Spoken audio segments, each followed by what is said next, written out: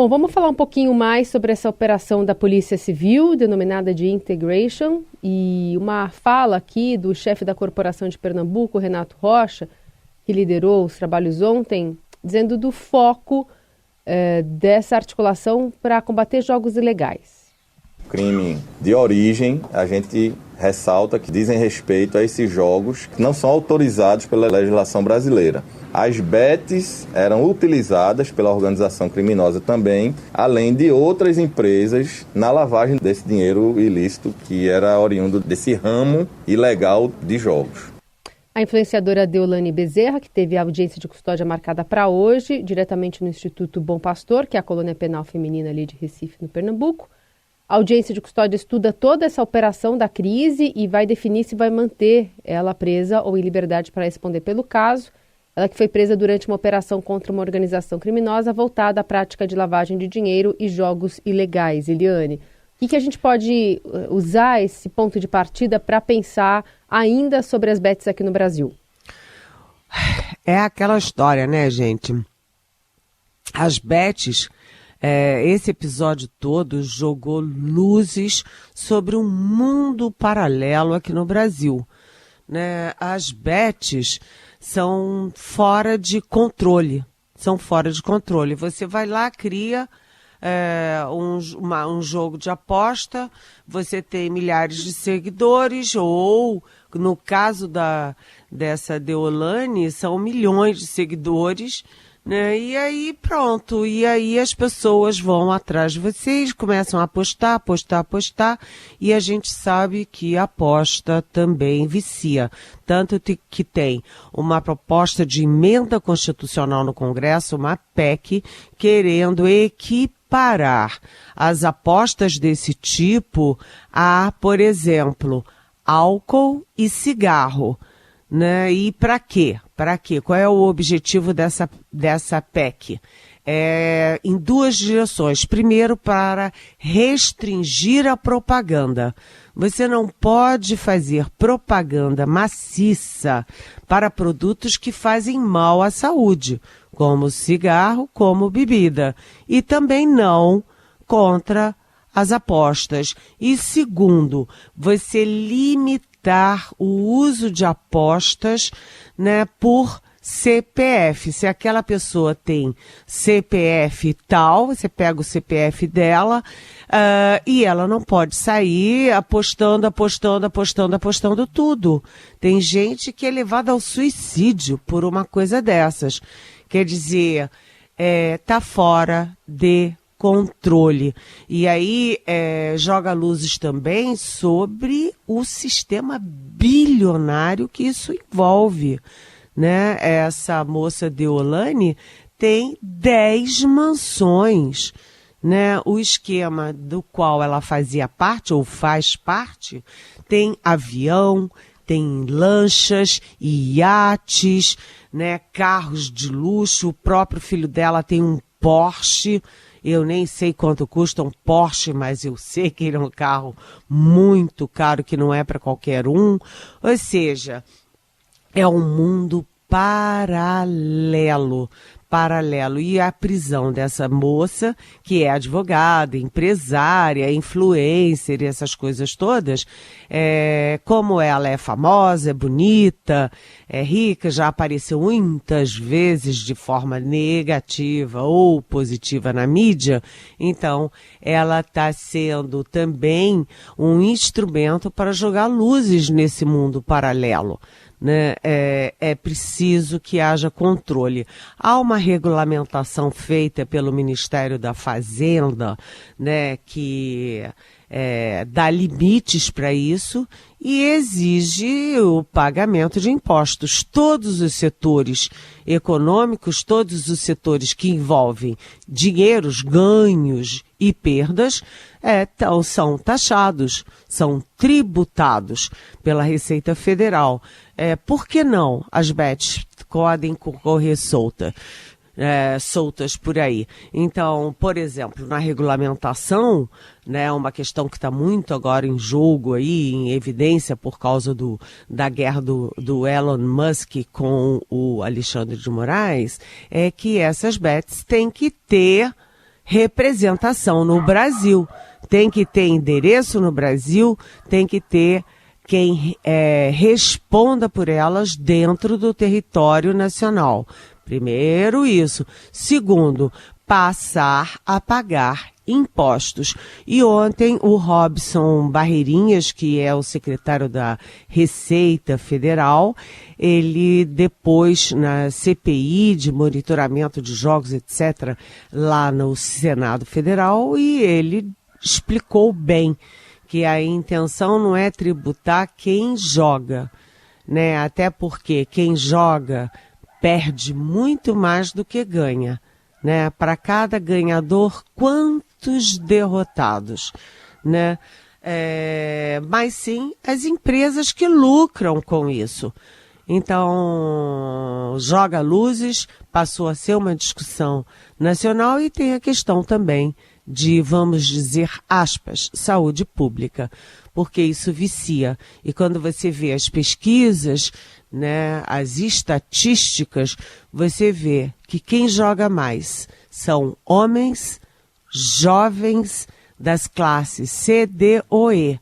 Ou seja, como tem remuneração muito pequena, como estão desempregados, como estão desiludidos, jogam a sua vida e jogam o seu destino jogando. Jogam em apostas e perdem muito, né? Gente muito endividada. Então, a polícia, essa ação policial, tem também vamos dizer assim, um efeito colateral positivo de levar a sociedade a compreender esse mundo e tentar agir.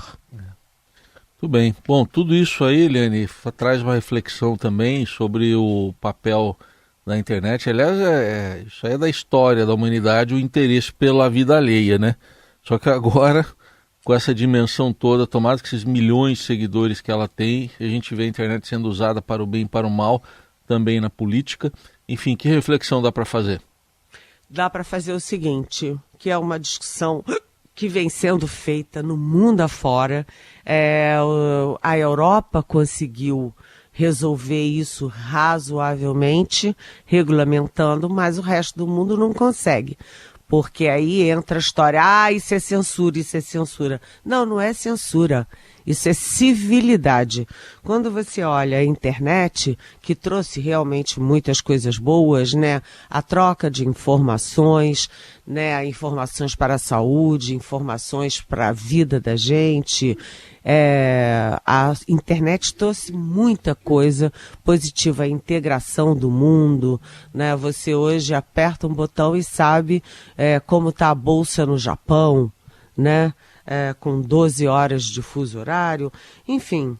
Mas também tem o lado ruim, é o que você falou, né? Para o bem e para o mal, né, Raíssa? Então você vê, agora a gente acabou de citar a questão do Musk e do X, né? A internet traz também as fake news que destroem biografias, que alteram resultados de eleições que deixam de ser democráticas, né? Foi por causa da internet que você teve o Brexit tão negativo lá no Reino Unido, que você tem aí a ascensão do Trump, um outsider, você tem aí a guerra ideológica indo para áreas fora de controle, e você tem também os golpes, né? A internet é usada, né, para definir algoritmos, o uso dos algoritmos, né, para identificar pessoas mais frágeis, geralmente aposentados, pessoas mais idosas, que são os alvos dos golpes, né? Então, pessoas que perdem toda a sua aposentadoria, que têm dramas terríveis, porque foram pescadas via internet e foram dadas de mão beijada para golpistas insanos e cruéis, né? Aí você tem essas influencers, né? Todo mundo agora virou influencer, e aí você olha as fotos dessas influencers, eu fico sempre muito impressionada como todas elas são iguais. Tem a mesma boca, aquela boca enorme, o mesmo nariz bem fininho, a mesma bochecha muito destacada, a mesma sobrancelha, o mesmo cabelo e os mesmos seios, né? Os mesmos peitos cheios de silicone. Então, influencers, para transformar todo mundo numa mesma figura, e você tem até coaches da internet que ficam milionários e que ousam até disputar prefeituras, inclusive prefeituras importantes e até da principal capital do país. Então, esse tipo de mundo tem que ter regulamentação. A internet não pode estar acima dos estados nacionais, não pode estar acima da justiça, das leis e até da polícia. Isso tem que ter algum tipo de controle. Boa. Eliane Cantanhede vai seguir conosco, direto de Brasília, para falar um pouco sobre essa reviravolta ali na discussão sobre quem ou não vai liderar a Câmara Federal em 2025, a partir de 2025. Eliane, dá para dizer que a articulação pela indicação de um nome de consenso para suceder Arthur Lira chegou ao fim, né? De alguma forma isso já foi consolidado depois das conversas de ontem? Eu acho que não. Eu acho que não, Carolina. Na verdade, você está tendo todos contra um. Todos tentando se unir em torno do deputado Hugo Mota, né, que é da Paraíba, o deputado que foi eleito com menos idade, aos 21 anos, ele agora tem 34, contra o deputado Antônio Brito, que é do PSD da Bahia. Mas, né, todos disputam tanto o apoio do presidente Lula quanto do ex-presidente Jair Bolsonaro, né, e estão muito focados ali no Palácio do Planalto. Todo mundo quer o apoio do Lula, e o Lula está muito cauteloso nisso. Por quê? Porque qualquer presidente que seja o Lula, seja o Bolsonaro, seja o Chico, o João ou a Maria, né, qualquer presidente precisa do Congresso Nacional, precisa da Câmara dos Deputados, principalmente nessa era das emendas, emenda PIX, emenda impositiva, 50 bilhões por ano, quer dizer, o Congresso meio, como disse o Lula, né, sequestrou o Executivo. Então, é super importante a escolha do presidente da Câmara. Agora, cá para nós, né, gente? O Lula tá entre a cruz e a espada, né? Ele tá no mato sem cachorro. Ou ao contrário, né? Com cachorro demais e cachorro muito guloso. Por quê?